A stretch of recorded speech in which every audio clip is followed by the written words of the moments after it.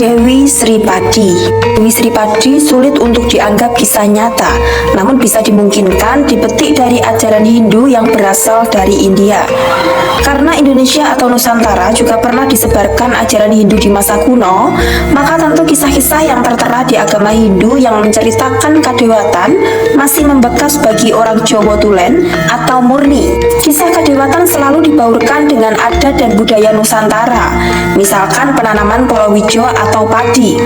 Maka juga tidak sedikit yang berpendapat bahwa kisah Dewi Sri yang bersama dengan kakaknya yaitu Sang Joko Sedono, ada pula yang menyebutkan bahwa Sang Joko Sedono juga disebut itu adik dari Dewi Sri. Jadi Sang Joko Sedono itu ragil atau bungsu. Kisah ini masih simpang siur. Kisah Joko Sedono dan Dewi Sri Padi yang dimungkinkan petikan dari ajaran Hindu yang terbukti, kisah Joko Sedono dan Dewi Sri itu masih ada di silsilah Trah Kadewatan yang mana sebagai sumber dari Raja Kayangan Suroloyo atau Jonggiri Kailoso, yaitu Sang Hyang Manikmaya. Sang Hyang Manikmaya memiliki keturunan yang banyak. Kita persingkat saja. Dari anaknya yang bernama Bathara Wisnu, Sang Bathara Wisnu memiliki istri sebanyak 3, yaitu yang pertama Sri Pujo Jayanti, yang kedua Dewi Sri Widyawati, dan yang ketiga Dewi Pertiwi. Di dalam prediksi Dewi Sri Padi dan Joko Sedono itu saudara kandung dari perkawinan Dewi Sri Pujo Jayanti dengan Sang Hyang Bathara Wisnu. Namun juga ada yang berpendapat bahwa Dewi Sri Padi dan Joko Sedono itu anak dari Bathara Wisnu dengan Dewi Sri Widyawati. Jadi kita akan lebih cocok bila Dewi Sri Padi dan Joko Sedono adalah anak keturunan dari Bathara Wisnu dengan Dewi Sri Widyawati.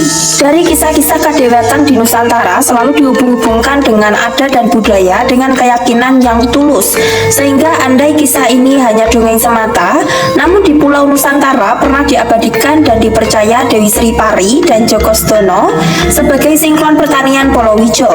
Dewi Sri memegang biji-bijian seperti padi dan lain-lain, sedangkan Sang Joko Sedono dipercayai sesinkron Palawija, Kala Gumandul dan Kala Kependem. Artinya ubi-ubian seperti contoh singkong, uwi, suwek, ubi rambat atau ubi jalar, bengkoang dan lain-lain. Sedangkan Kala Gumandul yang dimaksud seperti jeruk, delima, tomat, bonceng, garbis, walo dan lain-lain. Para petani kuno sangat setia dengan percaya bahwa Dewi Sri Padi dan Joko Sedono itu lambang kebahagiaan dan kesemakmuran. Kita pernah menyaksikan apabila orang tua kita tempo dulu, bila padi mengkuning, Dewi Sri Padi dan Joko Sedono disambut dengan penghormatan bentuk selamatan takir plontang atau takir janur palang, isinya nasi, lauk pauk, ikan atau daging dan selengkapnya. Tidak lupa dengan cok bakal yang selalu ada telur ayamnya, yang artinya asal mula dari Sang Manikmaya yang berasal dari telur.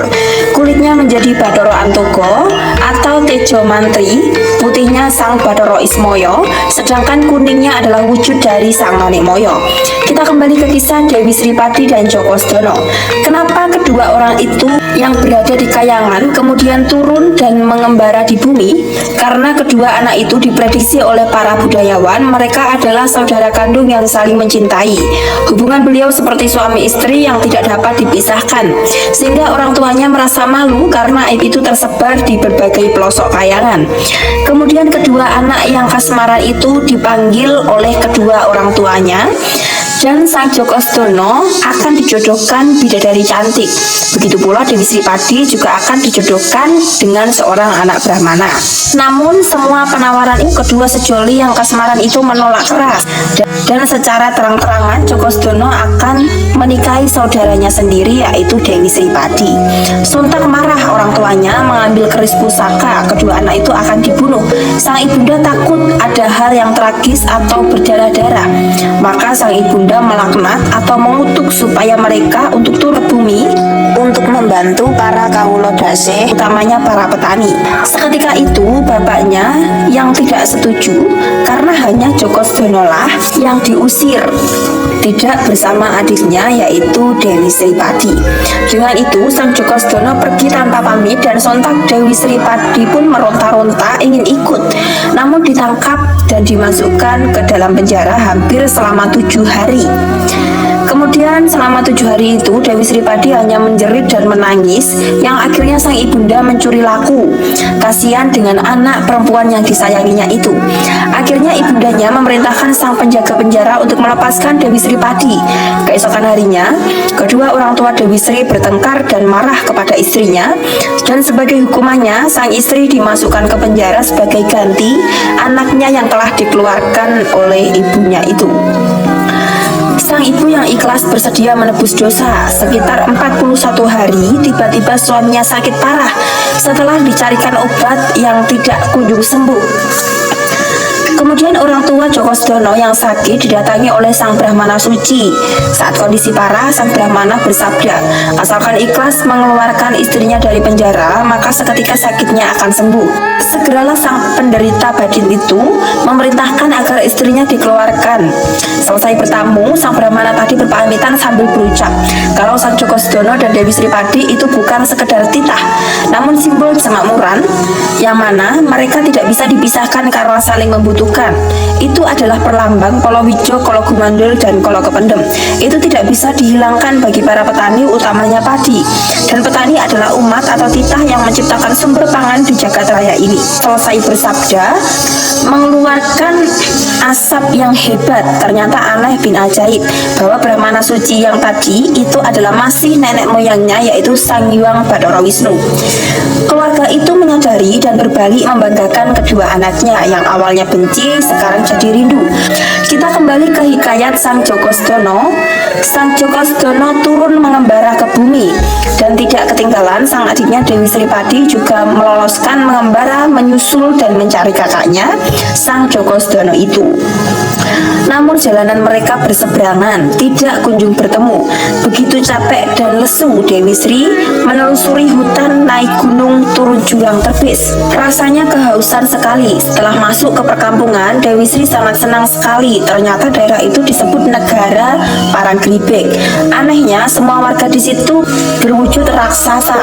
Dengan rasa yang takut, Dewi Sri minta air seceguk oleh para warga yang bergimbal rambutnya. Gigi siung tajam menakutkan, namun sungguh haus, terpaksa harus menghilangkan dahaganya. Sayang sekali air yang diberikan kepada Dewi Sri berbau dan berlumut karena sudah 2 tahun mengalami kemarau panjang. Jadi rakyat di Paranggribek banyak yang mati kelaparan. Dengan percaya dan yakinnya, Dewi Sri minta untuk dihadapkan kepada sang raja raksasa itu. Dewi Sri bisa menghadap sang raja raksasa. Dewi Sri yang sangat cantik diperhatikan oleh para punggawa dan keluarga raja. Malah sang anak mahkota juga tergila-gila dengan Dewi Sri Padi. Sang raja bertanya, dari mana sang Dewi cantik kok berani masuk ke wewengkon raksasa atau Denowo? Kok tidak dibunuh dan dimakan oleh para raksasa? Dewi Sri mendatangi daerah miskin karena kemarau panjang itu. Niatnya ingin memberi kesemakmuran dan hasil pertanian yang melimpah, yang akhirnya negara Paranggribek ini menjadi pok sumbernya padi seluruh bumi. Jawaban Dewi Sri ditertawakan oleh seluruh keluarga dan punggawa kerajaan. Namun sang raja melihat di kening Dewi Sri ada sinar mengkilau dan seperti didampingi Bathara Wisnu. Seketika itu Raja Denowo itu berjongkok dan menyembah Dewi Sri Padi. Semua punggawa juga ikut menyembah karena takut dimarahi oleh sang raja raksasa itu. Dewi Sri memerintahkan pada bulan purnama Sidi semua gisik Samudra Kidul berkeramas setelah itu untuk bertapa brata 3 hari 3 malam. Seketika itu sang raja siap melaksanakan tugas bersama dengan seluruh punggawa. Ternyata tepat tapa brata 3 hari selesai, mendung menghitam, gelap gulita bersama angin datang.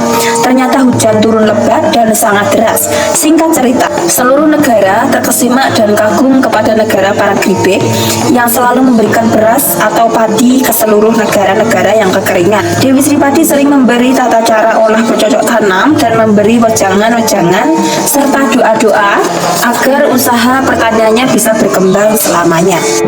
Kita kembali ke cerita Sang Djoko Soedono yang bertahun-tahun mengembara dengan busana compang-camping karena hidupnya menderita tanpa adiknya di sisinya.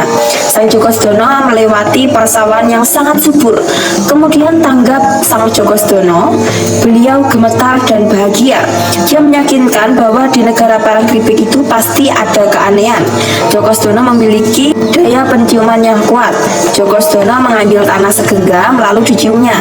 Sang Jogosdono tersenyum bahagia. Beliau lari kencang mendekati kota raja. Namun di perjalanan bertemu arak-arakan yang didampingi raja. Ternyata dia adalah adiknya dan langsung Sang Jogosdono memanggil dengan suara khasnya. Dewi Sripati pun mencari suara itu. Ternyata Sang Jogosdono sudah berada di belakang arak-arakan dan akhirnya keduanya melampiaskan kerinduannya. Sungguh heran para punggawa dan sang raja. Mereka diajak ke kerajaan. Semua permasalahan disampaikan dan dijanjikan bahwa Parangkripik akan jadi negara yang makmur asalkan selalu belajar dan belajar ilmu pertanian. Di samping itu Jogosdono juga memberi pelajaran tata cara menanam bentuk kolo gumandul dan kolo kependem. Di samping itu Jogosdono juga mengajari mengolah tanah agar pertumbuhan palawija semakin sukses. Dewi Sri juga berpesan agar selalu ingat kepada Sang Pencipta selain menyajikan sedekah bumi, misalkan medek pari dan lain-lain. Semoga kisah ini sebagai motivasi oleh para petani kita.